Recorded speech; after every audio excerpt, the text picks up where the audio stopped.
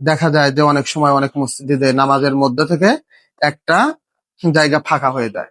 তখন কিন্তু এই ব্যক্তি আর এই ব্যক্তির মনে সংশয় সৃষ্টি হয়, এখন আমি সরে যাব কি যাব না, এরকম একটা সংশয় সৃষ্টি হয়, যার কারণে তাদের নামাজের মধ্যে খুশুটা থাকে না। কিন্তু আমরা এখন দেখাবো যে কি করে আমাদেরকে নামাজ থেকে বের হতে হবে আর কি করে আমাদের কাতার মিলাতে হবে। তো সম্মানিত মুসলিম ভাইরা, আমরা নামাজের মধ্যে যে দ্বিধাদ্বন্দ্বের মধ্যে থাকি তার মধ্যে এক নম্বর হলো যে যদি আমাদের ডান সাইডে বা বাম সাইডে অনেক সময় দেখা যায় যে নামাজের জায়গাটা ফাঁকা থাকে, কিন্তু আমরা একটুখানি সরে গিয়ে দাঁড়াতে পারি না। আমাদের মনে সংশয় জাগে যে যদি আমি সরে যাই তাহলে আমার নামাজটা হয়তো ভেঙে যাবে। অথবা কোনো ব্যক্তির অজু ছুটে গেছে সামনের কাতার থেকে যে কোনো একজনের, অথবা অন্য কোনো অজুরের কারণে তার অজুটা ভেঙে গেছে, সে নামাজ ছেড়ে চলে আসতেছে। তো নামাজ ছেড়ে যখন সে চলে গেল তখন ওই জায়গাটা কিন্তু ফাঁকা হয়ে রইল।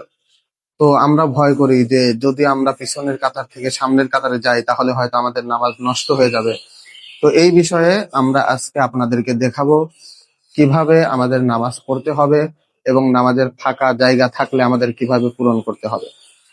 আবু দাউদের 666 নম্বর হাদিসে, সহি হাদিস এবং সহি নয় বরং এটা আলা পর্যায়ের সহি, আল্লাহ রাসূল সাল্লাল্লাহু আলাইহি ওয়াসাল্লাম বলেছেন যে তোমরা যখন নামাজে দাঁড়াবে তখন তোমরা কাতারগুলোকে সোজা করে নাও। যখন কাতারগুলো সোজা হয়ে যাবে তখন তোমরা কাঁধের সাথে কাঁধ মিলিয়ে দাঁড়াও এবং নামাজের যে ফাঁকা জায়গাগুলো আছে সেগুলোকে তোমরা পূরণ করো। কেননা যে ফাঁকা জায়গা থাকে এই ফাঁকা জায়গা এসে মুসল্লিদের অন্তরে ওয়াসওয়াসা সৃষ্টি করে, যার ফলাফল আমরা দেখতে পাই। যেমন কোনো ব্যক্তি যদি নামাজের মধ্যে থাকে আর দেখা যায় যে অনেক সময় অনেক মসজিদে নামাজের মধ্যে থেকে একটা জায়গা ফাঁকা হয়ে যায়, তখন কিন্তু এই ব্যক্তি আর এই ব্যক্তির মনে সংশয় সৃষ্টি হয়, এখন আমি সরে যাব কি যাব না, এরকম একটা সংশয় সৃষ্টি হয়, যার কারণে তাদের নামাজের মধ্যে খুশুটা থাকে না। কিন্তু আমরা এখন দেখাবো যে কি করে আমাদেরকে নামাজ থেকে বের হতে হবে আর কি করে আমাদের কাতার মিলাতে হবে। এখন সকলেই আমরা নামাজে দাঁড়িয়েছি, এখন যদি কোনো ব্যক্তির অজুরের কারণে কোনো ব্যক্তি যদি নামাজ থেকে নামাজ তার ভেঙে যায়, এখন সেটা অজু ছুটে যাওয়ার কারণেও হতে পারে অথবা অন্য কোনো কারণেও হতে পারে, তখন সে সুন্দর মতো এক পাশ দিয়ে সে সুন্দর মতো বের হয়ে যাবে। তো এই ব্যক্তি যখন বের হয়ে গেল অজু করার জন্য, তখন কিন্তু সকল মুসল্লির মধ্যে একটা দ্বিধা সৃষ্টি হয়ে যায় যে এখন আমরা কি করব, এখন সামনে যাব, সামনে গেলে তো হয়তো আমার নামাজ নষ্ট হয়ে যাবে।